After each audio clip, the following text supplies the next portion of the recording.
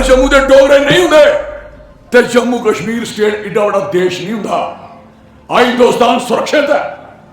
ये बड़े बड़े लोग कन्ने मन्ने वाले अगर ये सुरक्षित ने तो ड्यू टू जम्मू के डोगरे की वजह है, क्योंकि अज भी एडा बड़ा एरिया है। इसी टप्पी आने बहुत दिल्ली जाने वास्ते पहले सारी छाती पर रंगने पोग हिंदुस्तान जीतने वास्ते एक डोगरा इतने बैठे बॉर्डर पर, डोगरा बैठे जो इस देश की बचाता, लेकिन डोगरे की कोई सुनाई नहीं आती।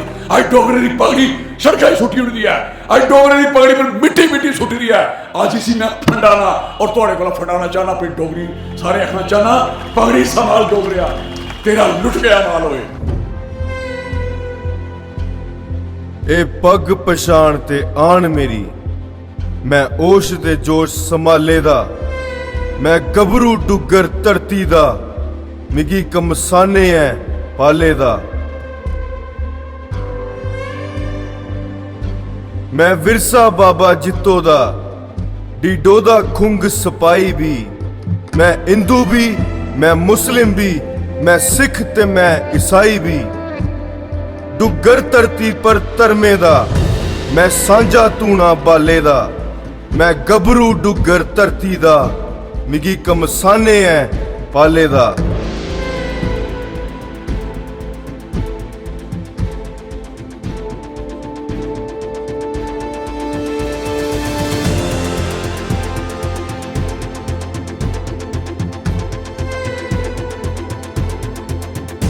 मैं अणख दा सौदा नहीं करना, मैं साथ नहीं देना ठगें दा, बड़ बोले बागड़ बिल्ले दा, बिगड़े तिगड़े दे टग्गें दा, कुसे हल्ले दा, कुसे फुल्ले दा, कुसे रानी खा दे साले दा।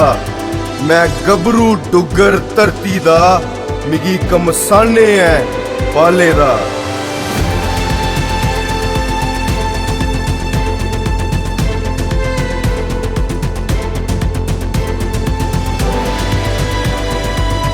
मैं पोया शैल परापे च, हुण कट्ठे रहना सौखा नहीं, मुंडे नाल मुंडा जोड़ी लो, चोरें गी देना मौका नहीं।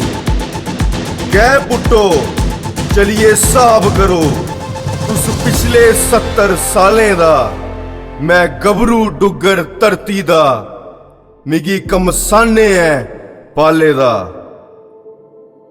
मैं गबरू डुगर धरती दा, मिगी कमसाने है पाले दा। मैं गबरू डुगर धरती दा, मिगी कमसाने है पाले दा।